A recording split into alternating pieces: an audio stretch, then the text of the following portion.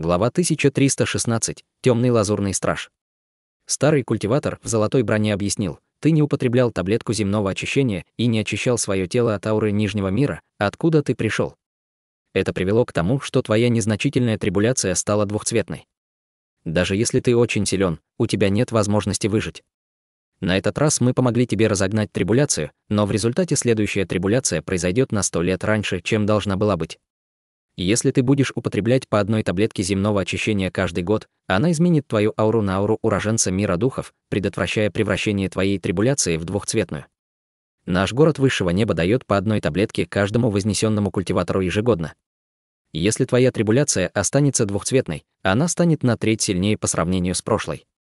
Ханли моргнул и спросил: «Старший, это значит, что мне придется прожить остаток своей жизни в городе высшего неба?» Бледный культиватор беззастенчиво сказал: «Конечно, нет, принимая таблетки земного очищения в течение 300 лет, ты очистишь себя от ауры своего нижнего мира и освободишься от города высшего неба. Город высшего неба — город, где собираются вознесенные культиваторы, но вы не можете раздавать таблетки бесплатно. Что нам поручено делать?» Ханли перешел прямо к делу. Старший культиватор погладил бороду и улыбнулся: «Господин Даосист очень сообразительный.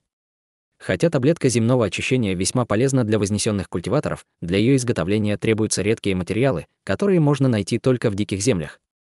Тебе придется покупать таблетки по определенной цене. Однако этот вопрос лучше всего объяснить, когда ты будешь в городе. Во-первых, ты должен пойти с нами. Во-вторых, мы тебя не заставляем, но ты должен понимать, что с тобой будет». Услышав это, Ханли изменился в лице. Он на мгновение пробормотал про себя и посмотрел на безоблачное небо вдалеке. Затем он еще раз взглянул на лодку и, расплывшись в воздухе, очутился на ней. Два культиватора в золотой броне улыбнулись очевидному результату. Став свидетелем силы двухцветной трибуляции, оставался только один выбор. Кроме того, он был только культиватором на ранней стадии божественной трансформации, поэтому для него было чудом продержаться достаточно долго, пока они не прибыли ему на помощь. Взойдя на лодку, Ханли осмотрелся и обнаружил мелкую формацию в ее центре. В тот момент, пока он осматривался, два культиватора в золотых доспехах вошли в него и позвали Ханли.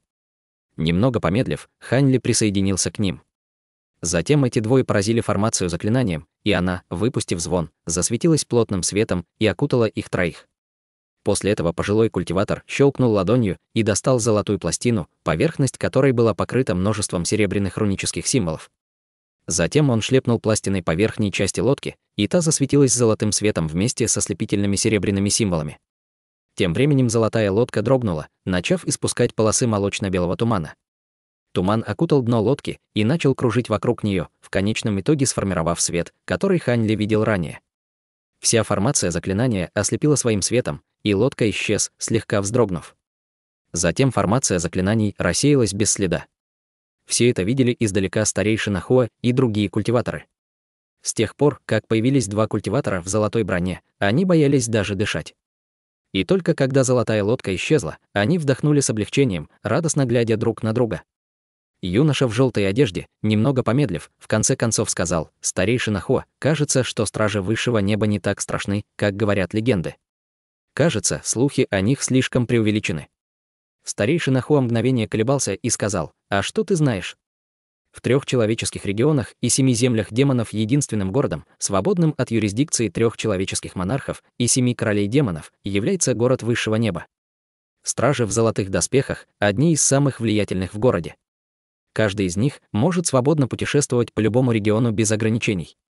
Кроме того, они могут открыто убить любого человека или демона, которого сочтут угрозой. Их огромный авторитет внушает страх 3 человеческих монархам. Кроме того, в войнах против кланов 3 человеческих монарха и 7 королей демонов сначала стремятся уничтожить старейшин города высшего неба. Вот как юноша в желтой одежде широко раскрыл глаза от удивления. Затем, после паузы, он сказал: «Я только слышал, что мой мастер никогда не перечил стражам высшего неба. Я слышал, что некоторое время назад стражи высшего неба потратили целый месяц, уничтожив более 100 кланов культиваторов. Однако никто не знал, что стало причиной этого, и 3 монарха закрыли на это глаза. Так и есть. Но у меня не так много информации о городе высшего неба. Однако культиваторы этого города обычно не появляются на территориях демонов и людей. Они специализируются на борьбе с великими иностранными врагами. Более того, даже если они появятся на территориях этих двух кланов, они будут только в золотой броне Стража Высшего Неба. Пока они болтали, остальные культиваторы их слушали. Они мало что знали о городе и могли только с тревогой переглядываться между собой. В этот момент Хань Ли находился в секретной транспортной формации безымянного города. Два культиватора в золотой броне спрыгнули с золотой лодки и заменили несколько сверкающих духовных камней формации. Затем они ударили по лодке еще несколькими заклинаниями и активировали формацию заклинаний еще раз. Глядя на кристаллы, Хань Ли почувствовал, как его сердце забилось быстрее. Это были чрезвычайно ценные высокоранговые духовные камни. Как только его мысли пронзили его голову, золотая лодка погрузилась в белый свет. Они телепортировались в другой район. В этой пещере под лодкой явно была транспортная формация. Два культиватора снова сделали то же самое, и лодка снова телепортировалась. Пока Хань Ли равнодушно наблюдал за ними, лодка продолжала телепортироваться еще 20 раз. В прошлом Хань Ли использовал только среднеранговый духовный камень, чтобы доставить его с небесного южного региона в море рассеянных звезд. Поскольку они столько раз использовали высокоранговые духовные камни для телепортации, Хань Ли было даже трудно представить, на какое расстояние они путешествовали. Вжух! Золотая лодка снова телепортировалась, но на этот раз Хань Ли оглянулся и почувствовал, как у него дрожит сердце. Он сразу понял, что они, наконец, прибыли в город Высшего Неба. На этот раз транспортная формация была установлена на алтарной платформе высотой более 30 метров. Вокруг нее было 4 культиватора в черной броне. Черная броня выглядела более жесткой, чем броня двух культиваторов в золотой броне, но на ее поверхности все еще сияли серебряные символы. Платформа находилась в огромном зале шириной более 300 метров и высотой более 50 метров. За пределами огромной платформы было пусто. В тот момент, когда появилась золотая лодка, 4 культиватора в черной броне сразу же насторожились. Но увидев культиваторов в золотых доспехах, выражение на их лицах стало расслабленным, и они подлетели к платформе. Среди них был крупный зеленоглазый мужчина, который сразу же вышел вперед и почтительно встал на колени. Мы выражаем свое почтение старшим небесным стражам. Когда Хань Ли посмотрел на них, его лицо зашевелилось. 4, казалось, были культиваторами зарождающейся души с различным уровнем культивации, 1 на пиковой стадии, 1 на средней и 2 на ранней. Вставайте. Это недавно вознесенный культиватор. Напоминаю, что в вашем отряде не хватает темного лазурного стража. Хе-хе, возможно, он станет вашим командиром. Отведите его в зал духовных полетов, чтобы позволить ему отдохнуть там. Мы сообщим о нашей миссии старейшинам и позаботимся о нем позже. Да. Когда крупный человек увидел, что Хань Ли был культиватором в стадии божественной трансформации, он не удивился, услышав старшего небесного стража. Он просто поклонился Хань Ли. Затем бледный культиватор сказал: «Следуй за ними. Остальное мы обсудим завтра». Хань Ли кивнул. Затем все трое спустились с платформы и подошли к воротам зала. Хань Ли обратил внимание на то, что за ними последовал крупный зеленоглазый мужчина. Остальные трое остались охранять платформу. Казалось, что формация заклинаний и золотая лодка были очень важны, поскольку их охраняли 4 культиватора зарождающейся души. Выйдя из ворот зала, они оказались перед огромной дорогой шириной 20 метров. С обеих сторон их окружали серые каменные стены, но на каждом отрезке стены была часть, на которой были выгравированы серебряные рунические символы, придавая стенам таинственности. Дорога была крутой и шла с небольшим уклоном. Хань Ли поднял бровь, но у него не было подробных мыслей. Затем 2 культиватора в золотой броне пошли в другом направлении, а охранник в черной броне отвел Хань Ли. Каждый километр вдоль огромной дороги появлялись одинаковые ворота, одни из них были открыты, а другие — закрыты. За открытыми воротами Хань Ли мог ясно видеть происходившее. Там были идентичные лодки, платформы и транспортные формации, а также несколько культиваторов зарождающейся души, охранявших локацию. Внутри было также пустынно. Что касается закрытых залов, Хань Ли пронесся мимо них своим духовным чутьем, но обнаружил, что серебряные надписи на стене блокировали его. Время от времени он видел других культиваторов на дороге. Подавляющее большинство из них были одеты в черную броню и находились на стадии зарождающейся души, но также ему встретилось несколько культиваторов в темнолазурных доспехах. Они обладали культивацией на стадии божественной трансформации и были так называемыми темными лазурными стражами. При виде Хань Ли, который был для них посторонним, они с любопытством взглянули на него, но не задавали ему никаких вопросов. Они просто шли по пути, словно занимаясь своими делами. При виде этого Хань Ли непроизвольно нахмурился.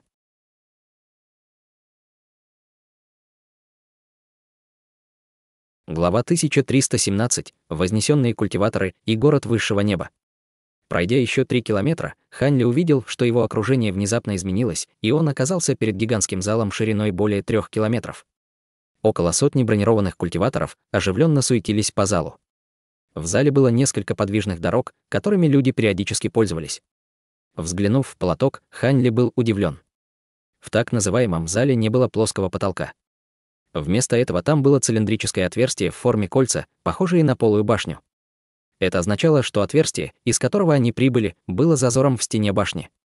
Хотя Хань Ли первый раз видел огромную каменную башню, вскоре он оправился от шока, и на его лицо вернулось обычное выражение. Большой зеленоглазый мужчина, ведущий его, не возражал против удивления Хань Ли и не торопил его. Он просто кивнул Хань Ли, когда тот восстановил самообладание, и вывел его из зала. Выйдя на улицу, Хань Ли посмотрел вдаль и почувствовал, как его сердце забилось быстрее. Перед ним предстали плотно застроенные лазурные, простиравшиеся до самого горизонта. Основание башен было окружено рядами пагод, прикрепленных к небольшим зданиям.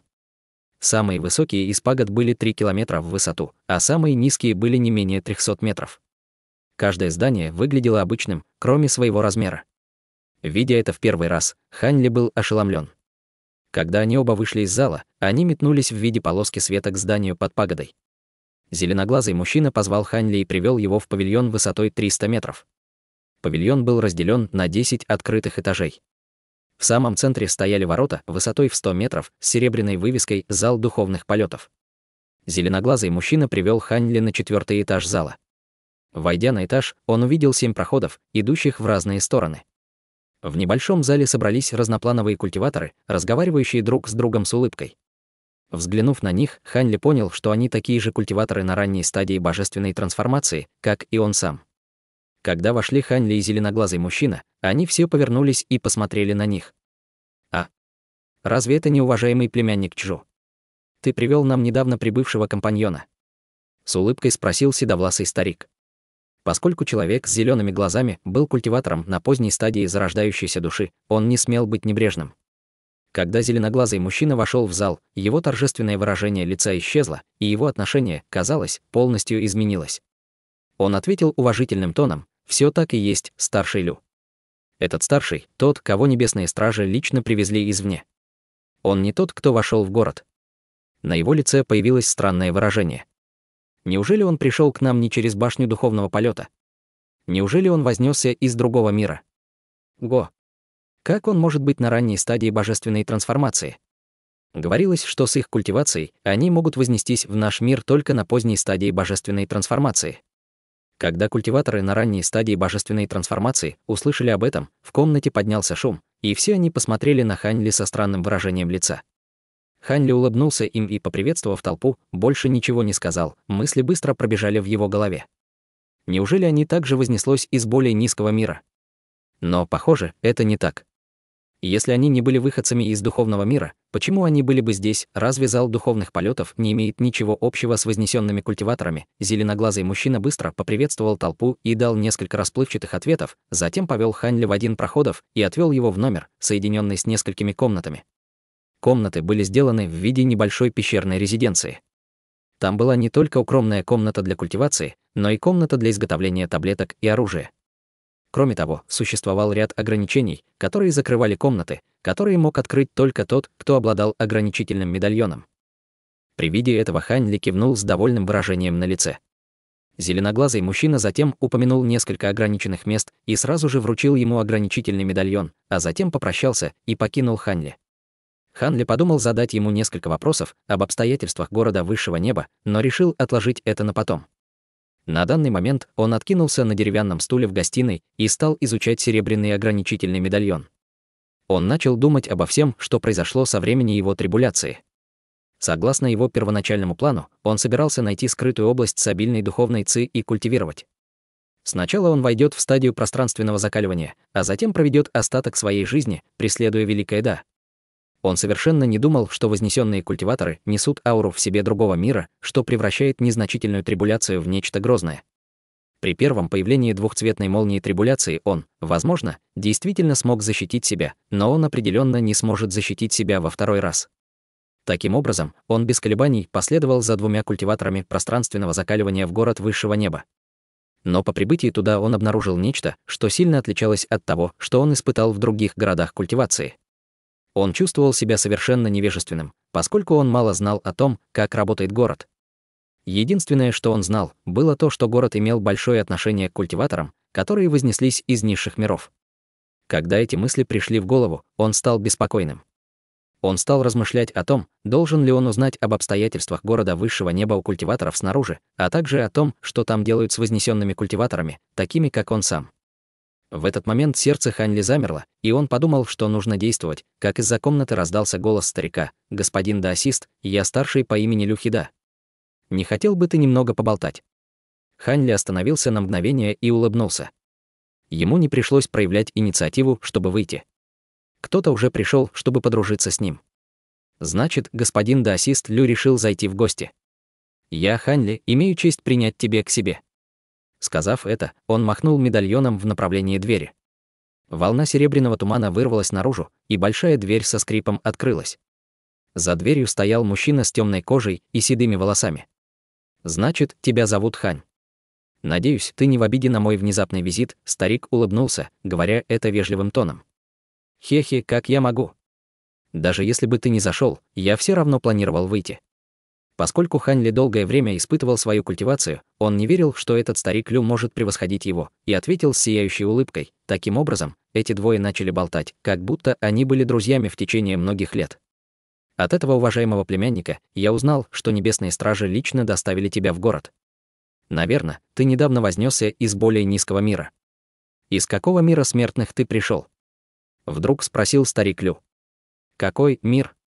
Я не очень уверен в том, как именно мир духов называет низшие миры, поэтому я не знаю, как на это ответить. Как насчет этого? Я отвечу тебе, когда лучше пойму это. Не мог бы помочь мне разобраться с этим?» Хань Ли посмотрел на него с улыбкой. Он не собирался с легкостью выкладывать ответы о своем истинном происхождении.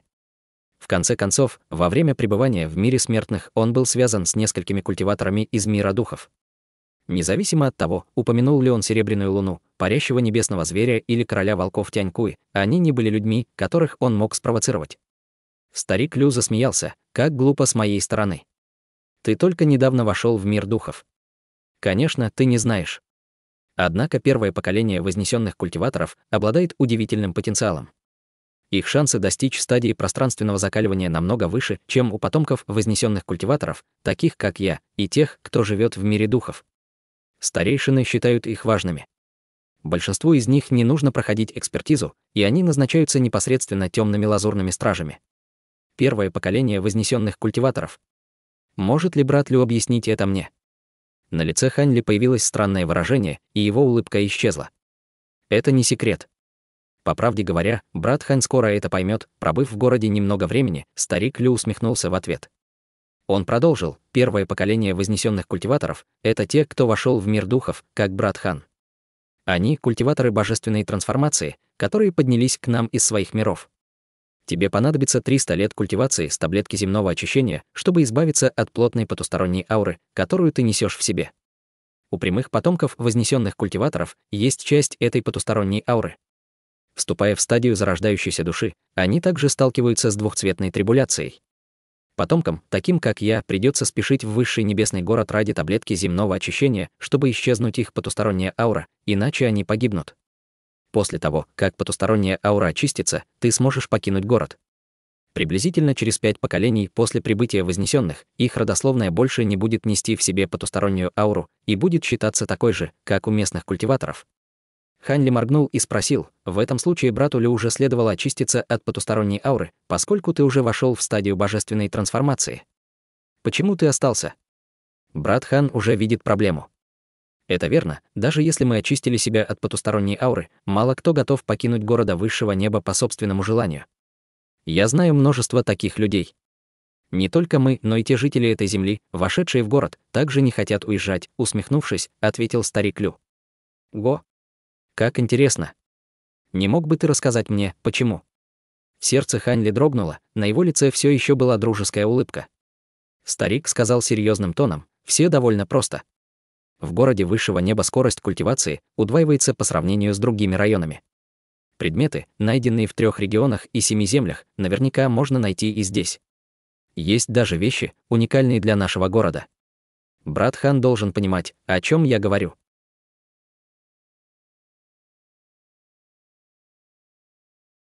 Глава 1318. Джао Угуй. Что? Неужели здесь есть священное место с плотной духовной ци? Воодушевленно спросил Хань Ли. Хе-хе, по всему городу есть несколько таких мест для культивации. Для сравнения, в 3 городах человеческих монархов есть только одно и такое место. Но важно то, что у нас есть не только поток материалов с территории людей и демонов, но и что наш город является единственным входом между этими землями и пустыней. В результате здесь есть множество редких сокровищ, доставленных из пустыни.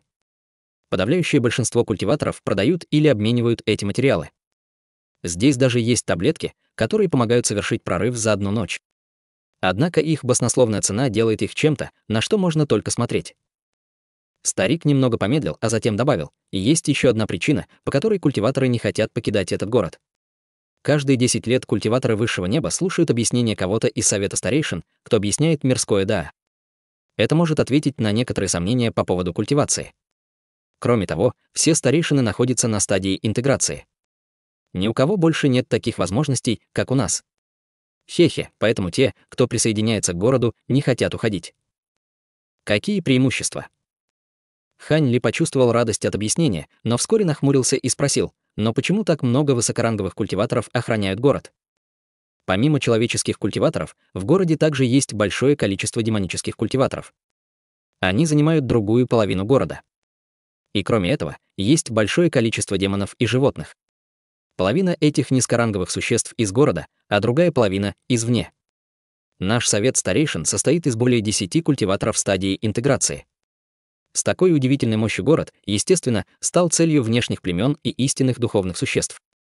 Старейшины установили чрезвычайно мощную бессмертную формацию, вынуждая последующие поколения внешних вторжений сначала столкнуться с ним, прежде чем попасть в город. Я слышал, что если бы мы действительно сражались с внешними племенами, большая часть города была бы уничтожена, с торжественным выражением на лице сказал старик Лю. Услышав это, Хань Ли слегка изменился в лице, более половины города было бы уничтожено. Нет необходимости, чтобы брат Хань так волновался. Внешнее племя вторгается к нам раз в 60 тысяч лет и не позднее, чем через 100 тысяч лет. На протяжении такого длительного периода тебе не нужно беспокоиться. Если вторжение действительно будет, то тебе не повезет, потому что единственный выход — сражаться до смерти. Что касается любого, кто сбежит из охраны города высшего неба, их будут преследовать как демоны, так и люди. Поскольку в городе спокойная жизнь, естественно, что есть свои опасности. Однако последнее вторжение в город высшего неба произошло 30 тысяч лет назад. У нас впереди еще 20 тысяч лет, прежде чем стоит начинаться о чем-то беспокоиться. Вот как. В этом случае меня доставили сюда, в города высшего неба, чтобы получить прибыль. Хань Ли начал поглаживать себя по подбородку с задумчивым выражением на лице. Конечно. Первое поколение вознесенных имеет гораздо более высокие шансы на вступление в стадию пространственного закаливания, чем местные и такие потомки, как я. Вознесенные культиваторы очень важны для старейшин, поэтому они не могли упустить тебя. Кроме того, за последние несколько лет в башне духовного полета появилось меньше вознесенных культиваторов. Я слышал, как некоторые из старейшин посылали нити духовного чутья в нижние миры, чтобы исследовать этот вопрос, но им это не удалось. Поскольку брат Хань пришел из более низкого мира, возможно, ты заметил что-нибудь странное. Услышав это, Хань Ли внезапно вспомнил этот вопрос со высшим демоном и почувствовал, как его сердце задрожало, но ответил со спокойным выражением на лице: ничего особенного. Мой мир был вполне обычным. Жаль. Если бы брат Хань смог найти причину, тебе хорошо вознаградили. Однако старейшины не смогли найти никаких подсказок и у других вознесенных культиваторов. Я только слышал в последние годы, что демоны обнаружили что-то. В результате совет старейшин не должен слишком часто допрашивать тебя по этому вопросу. Хань Ли улыбнулся и затем спросил: «Ах, да, брат Лю что-то упоминал о темной лазурном страже. Не мог бы ты рассказать мне о них поподробнее? Это те, кого я видел в лазурных доспехах». Так и есть. Темные лазурные стражи существуют в нашем городе среднего уровня, и я один из них. Они командуют отрядом из 10 человек в черных доспехах. Темным лазурным стражам требуется культивация на стадии божественной трансформации, но не все культиваторы божественной трансформации становятся темными лазурными стражами. Брат Хань должен понимать разницу. У меня есть идея. Думаю, им либо не хватает лидерских качеств, либо они не умеют сражаться. Верно. Теперь, когда мы коснулись этой темы, стоит сказать, что в городе высшего неба есть два типа стражей.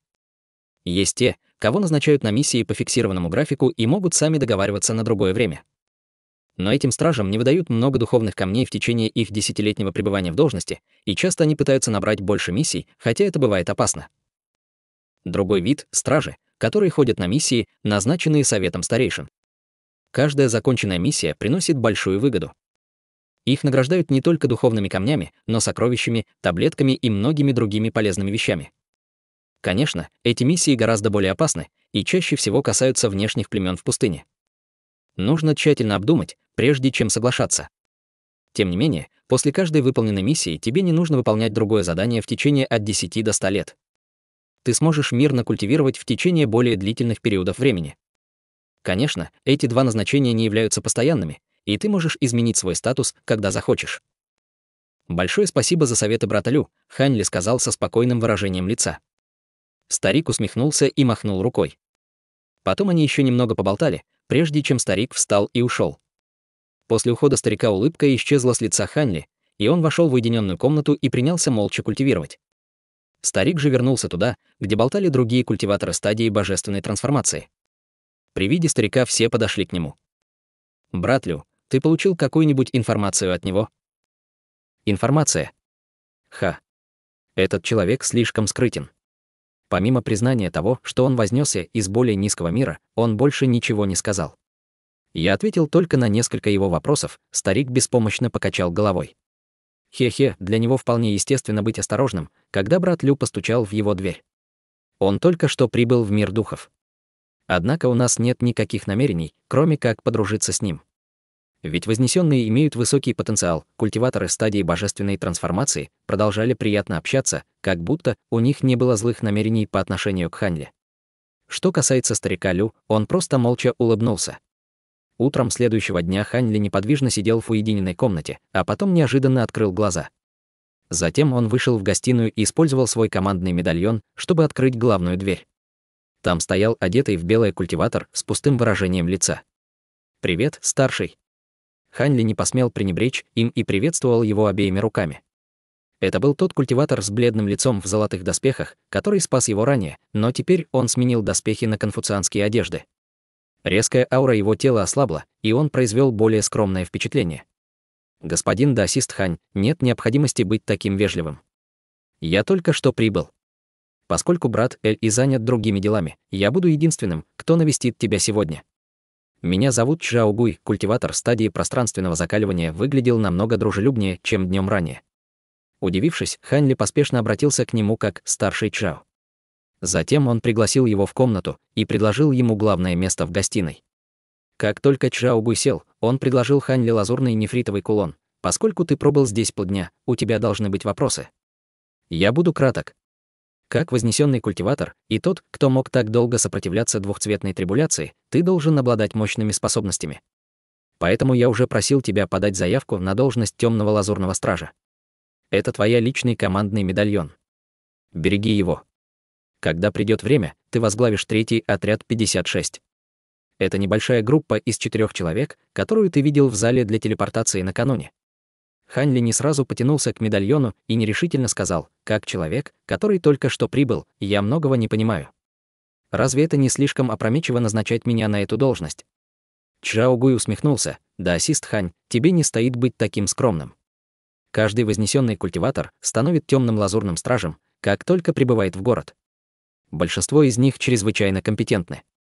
Что касается твоего понимания города, ты будешь знать о нем все, прожив здесь год». Глаза Хань Ли зашевелились, и он в конце концов взял нефритовый медальон. «В этом случае я не стану отказываться». При внимательном рассмотрении он заметил на медальоне серебряные рунические письмена. На нем также были золотые символы третий отряд 56. Когда Хань Ли взял нефритовый медальон, Чжао Гуй с удовлетворением кивнул. После этого он начал рассказывать некоторые общие сведения о городе. Некоторые из них уже были упомянуты стариком Лю, а некоторые были новыми. Разумеется, это были очень полезные знания. Чжао Гуй достал белую нефритовую пластинку из своей сумки и передал ее Хань Ли. Ладно, я уже рассказал достаточно. Это место предназначено только для временного проживания вознесенных культиваторов. Оно не подходит для длительного использования. Все культиваторы на стадии зарождающейся души и выше получают свою собственную резиденцию в городе высшего неба. Тем не менее, тебе придется стараться. Ты узнаешь больше в павильоне нефритовых разломов. Это карта города. Внимательно изучи ее. В течение первого месяца по прибытии в город тебе не нужно сразу же выполнять задание. Но через месяц тебе будет присвоен набор темных лазурных доспехов. Сказав это, он попрощался. Хань Ли почтительно поблагодарил его и проводил.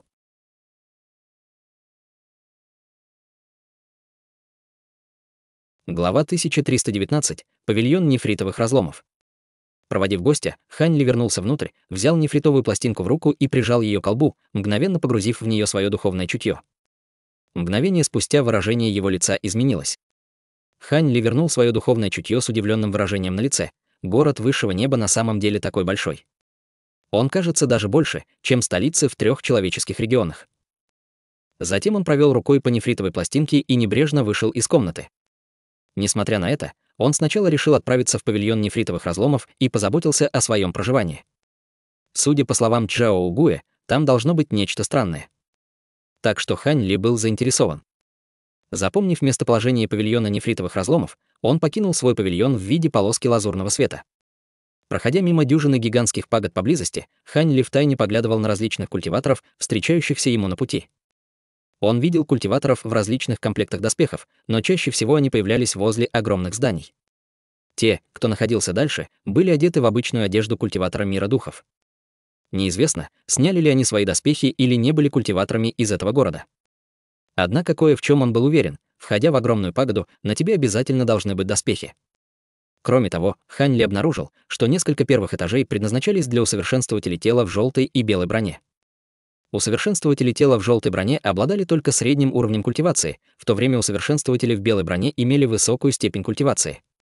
Среди них количество тех, кто заходил в огромные пагоды, было далеко за пределами культиваторов, одетых в черные и лазурные доспехи. При виде этого Хань Ли пришел в замешательство. Казалось, что военная сила города высшего неба обеспечивалась огромным количеством солдат в пагодах. Желтая, белая, черная, лазурная и золотая броня были четкой классификацией их боевой мощи. После того, как Хань Ли несколько раз взглянул на огромную пагоду и солдат, он переключил свое внимание на свою цель. Примерно через час полета Хань Ли в конце концов увидел вдалеке чрезвычайно высокую городскую стену. Затем свет вокруг его тела потемнел, и он спустился в ничем не примечательное трехэтажное здание под ним. Хотя здание было маленьким и простым, в нем суетилось множество культиваторов. Хань Ли просто остановился и какое-то время еще рассматривал пролетающих мимо культиваторов, прежде чем решил приблизиться к зданию. На воротах пагоды была написана жирным художественным шрифтом вывеска «Павильон нефритовых разломов». Хань Ли долго смотрел на вывеску, а затем вошел внутрь. На первом этаже был просторный зал шириной более 100 метров. В зале стояло несколько десятков культиваторов, и все они смотрели на огромный экран в конце комнаты, который сиял ярким лазурным светом. Экран представлял собой карту высотой 6 метров и шириной более 30 метров. На нем вспыхивали серебряные блики, а иногда и несколько цифр. Кроме того, перед экраном с улыбкой на лице стоял человек среднего возраста в лазурном одеянии. Хань Ли пронесся по залу своим духовным чутьем и обнаружил, что все культиваторы в зале были на стадии зарождающейся души. Сам же человек в лазурной одежде был культиватором стадии божественной трансформации.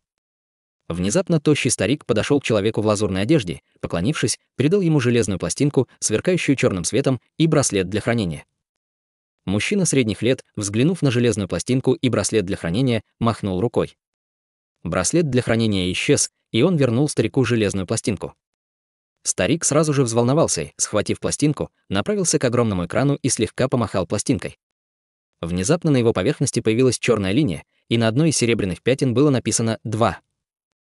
Пятно света размылось, и число внезапно изменилось на 3. После этого старик немедленно удалился. Спустя промежуток времени, за который можно было выпить чашку чая, более дюжины людей подошло к человеку в лазурной одежде, передавая ему либо предмет, либо несколько духовных камней. Большую часть времени мужчина средних лет кивал и давал им знак на пластине, но было несколько раз, когда он качал головой, и отвергнутый человек уходил восвояси. Вскоре Хань Ли обнаружил, что на огромной карте изображены различные духовные жилы в городе высшего неба. Чем ярче лазурный свет в области, и чем больше число появившихся там, и тем больше людей оспаривали право поселиться на этой земле. Рядом с зелеными частями карты было даже голубое сияние с удивительным числом 12. При виде этого Хань Ли погладил себя по подбородку и вспомнил слова Чжаогуэ. Похоже, ему придется соперничать с другими за подходящую пещерную резиденцию. Внезапно за спиной Хань Ли раздался голос: «Старший, вы ищете подходящую духовную землю для размещения своей пещерной резиденции». Хань Ли медленно обернулся со спокойным выражением лица. Он увидел стройную красивую женщину, которая вежливо стояла в стороне. Ее культивация была только на стадии заложения основ, но этого следовало ожидать, учитывая ее наряд прислуги. «Верно, но мне нужно хорошее». «Я не очень доволен духовными землями здесь», — спокойно ответил Хань Ли. «Старший, очевидно, на стадии божественной трансформации. Первый этаж предназначен только для черных доспехов. Старшему стоит подняться на второй этаж», — с улыбкой сказала девушка. «Как ты узнала, что я культиватор божественной трансформации?» «С твоим уровнем культивации ты не могла определить это». Сердце Хань Ли дрогнуло, а в его глазах вспыхнул холодный блеск. Старшему не нужно так удивляться. Девушка немедленно подняла руку и показала пластинку размером с ладонь, на которой вспыхивали серебряные рунические символы. «Хотя моя культивация невысокая, у меня есть пластина духовного давления. Если старший не скрывает свою ауру, я могу видеть его культивацию». Хань Ли посмотрел на пластину и почувствовал головную боль. Было неизвестно, получили ли эти человеческие старейшины императорских записей, связанных с изготовлением инструментов, или их понимание в этой области достигло стадии, когда они могли использовать это понимание в городе. В любом случае, это, казалось, разбило его первоначальное понимание общих правил. Похоже, ему придется уделить этому больше внимания. Если бы он был застигнут врасплох в критическое время, могли возникнуть проблемы. Конечно, ни одна из этих мыслей не отразилась на его лице. Он просто кивнул девушке и велел ей проводить его наверх. На втором этаже было намного меньше людей, но зал выглядел гораздо более роскошным. Несмотря на то, что на экране было установлено много областей, там просто сидело 5 человек, внимательно изучавших карту на экране. Сбоку от экрана там лениво стоял мужчина в пурпурной одежде. Хань Ли пронесся мимо большого человека, и его выражение лица изменилось. Он был культиватором на ранней стадии пространственного закаливания. Культиваторы, которые изучали карту, были на стадии божественной трансформации, как и сам Хань Ли. У каждого из них была личная сопровождающая, одетая в похожую одежду. Все они были исключительно красивы и находились на стадии заложения основ. Хань Ли глубоко вдохнул и отдал честь большому человеку в пурпурной одежде. Затем он последовал за одной из сопровождающих к одному из стульев. Как и другие, девушка стояла позади Хань Ли в почтительной манере. Хань Ли взглянул на остальных и увидел, что они смотрят на зеленые области на карте. Оказалось, что это были горные цепи города высшего неба, но на карте было гораздо меньше серебряных символов, чем внизу. На большинстве из них были только цифры 1 и 2. Самое большее было несколько, которые сказали 4, но это было только для одного места. Хань Ли, пробормотав про себя мгновение, помахал сопровождающий позади него. Он сказал: «Я не слишком знаком с духовными землями здесь. Можешь рассказать мне о них?» «Конечно, старший. На этой карте указаны 3 горных хребта нашего города. Центральная горная цепь и нефритовые горы обладают самой богатой духовной ци. Именно здесь проживает большинство старшей, находящихся на стадии божественной трансформации. Кроме того, в этих горах произрастает множество духовных растений. В этот раз 2 старших на стадии божественной трансформации погибли, один из которых не пережил свою трибуляцию, а другой достиг конца этой жизни. Согласно правилам, их резиденции предоставлены для проживания других культиваторов. Многие сражаются за них. Другая область — горы небесного звука. Там также живут многие культиваторы стадии божественной трансформации, но духовная ци в этом месте не такая плотная, как в нефритовых горах. Что касается горы нефритового звука, то это место изначально предназначалось для культиваторов стадии зарождающейся души. Недавно оно было открыто для культиваторов божественной трансформации, но, боюсь, он не очень подходит для вас. Однако на горе очень мало пещерных резиденций. Если старший желает иметь большой участок земли исключительно для себя, это может быть лучшим выбором. Вот как? Хань Ли медленно кивнул и еще раз взглянул на экран. Сопровождающая тактично встала позади Хань Ли, непроизвольно взглянув на Хань Ли еще раз. Хань Ли на вид было лет 20, но он уже был культиватором в стадии божественной трансформации. Хотя за то время, пока она находилась в павильоне нефритовых разломов, она повидала множество культиваторов в стадии божественной трансформации, такого юного она видела в первый раз, и он пробудил в ней любопытство.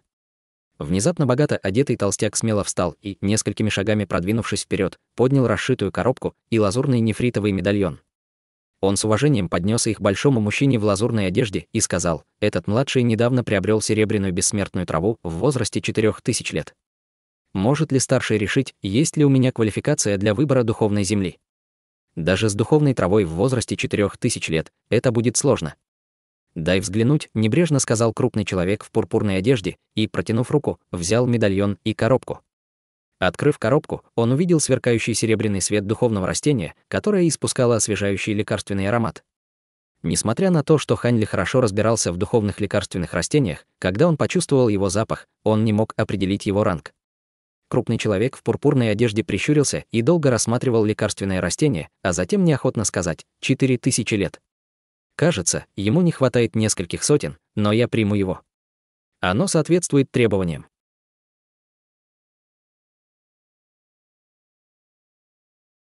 Глава 1320. Борьба за духовную землю.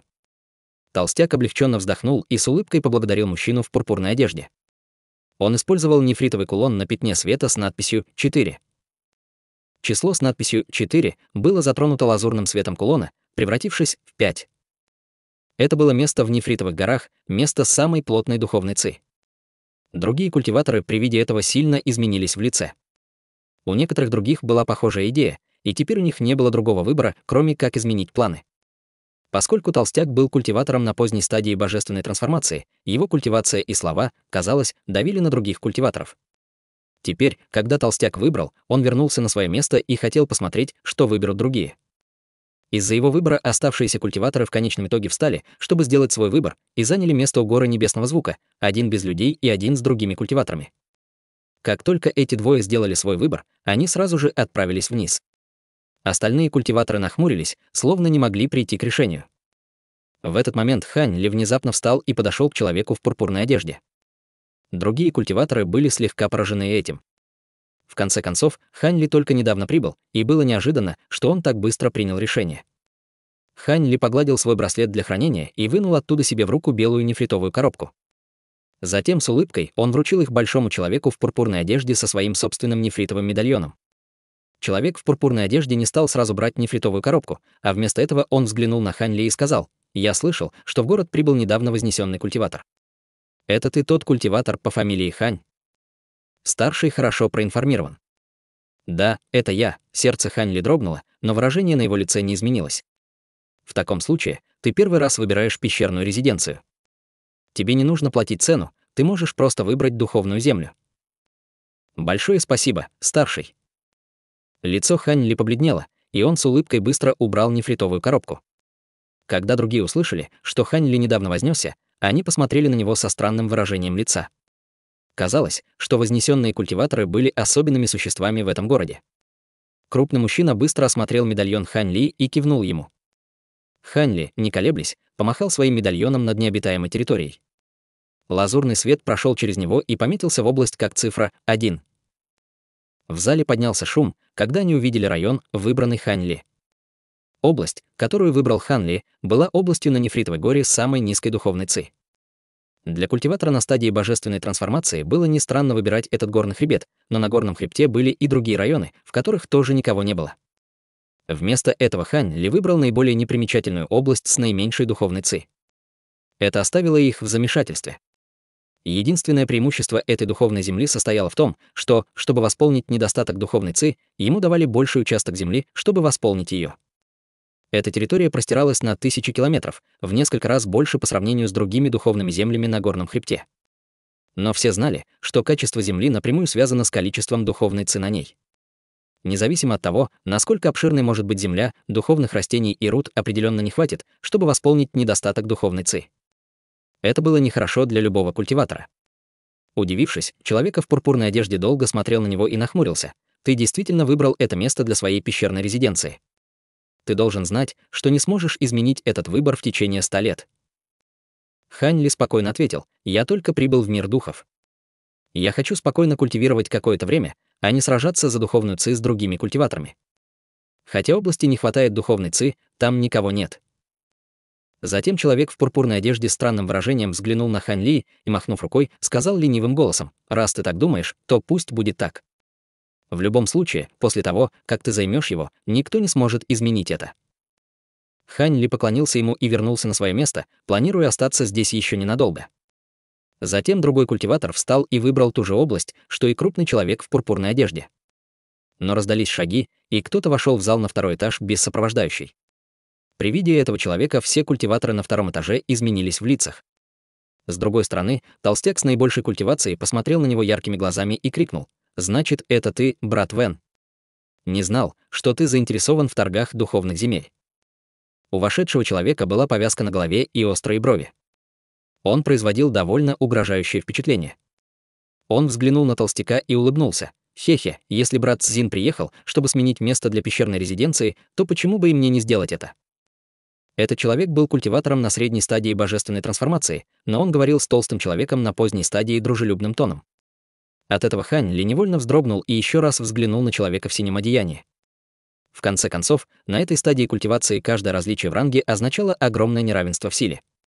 Конечно, те, кто, как он, обладали духовными сокровищами, создавали небесное пламя, поглотив духов, и практиковали способности, бросающие вызов небесам, такие как эссенция божественного света, были исключением.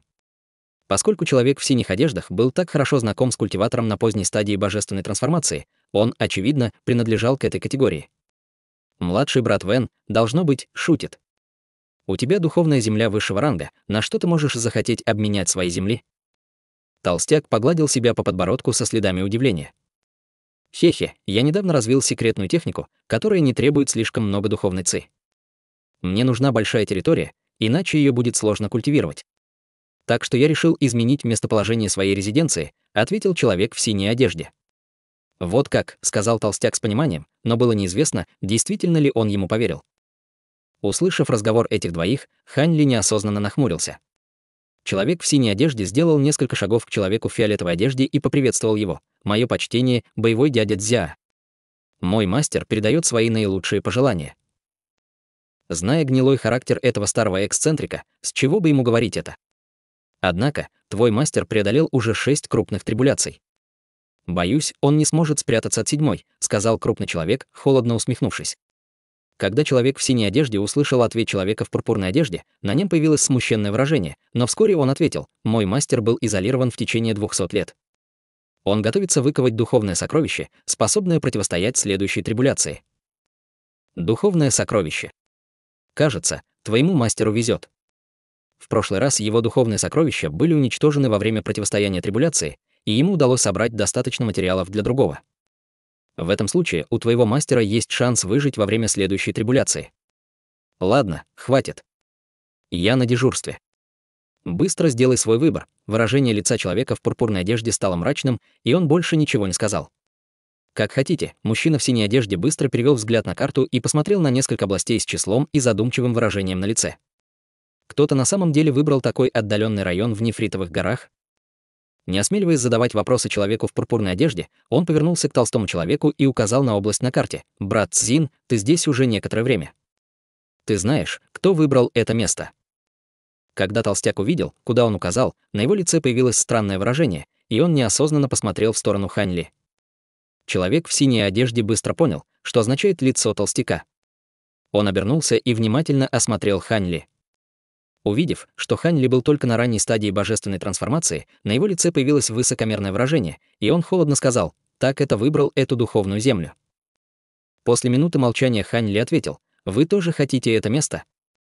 Человек в синей мантии фыркнул и сказал холодным голосом: «Мою секретную технику можно культивировать только в подходящем месте. Если ты достаточно умен, то ты откажешься от претензии на это место. В противном случае не вини меня за безжалостность в нашей борьбе». Его угроза была очевидна. Хань Ли молчал. Чтобы избежать драки, он намеренно выбрал область с редкой духовной ци. Он хотел избежать проблем, потому что его интересовала только культивация. Он не хотел создавать себе врагов, которые бы мешали ему. Он совершенно не ожидал, что его план обернется таким образом, и неприятности сами постучатся к нему в его дверь. Хань Ли посчитал такой ироничный поворот событий действительно смешным. Его глаза сверкнули голубым светом, и он бросил быстрый взгляд на остальных. Большой человек в пурпурной одежде все еще лениво сидел на своем месте, не поднимая глаз. Похоже, ему было все равно. Другие культиваторы, они смотрели на него со злорадством. «Старший, если я откажусь от своего выбора, смогу ли я выбрать другую область?» Хань Ли спокойно спросил человека в пурпурной одежде. «Никак нет. Духовных земель очень много. У каждого только одна возможность бороться за это. Если ты проиграешь, тебе придется сражаться за пустую землю только через 100 лет», ответил с равнодушным выражением на лице. Услышав это, Хань Ли вздохнул. Он считал недопустимым откладывать созревание его духовных растений и изготовление духовных таблеток на 100 лет. Мужчина в синей мантии усмехнулся и сказал: «Даже если тебе придется ждать 100 лет, ты сможешь выбрать другую область.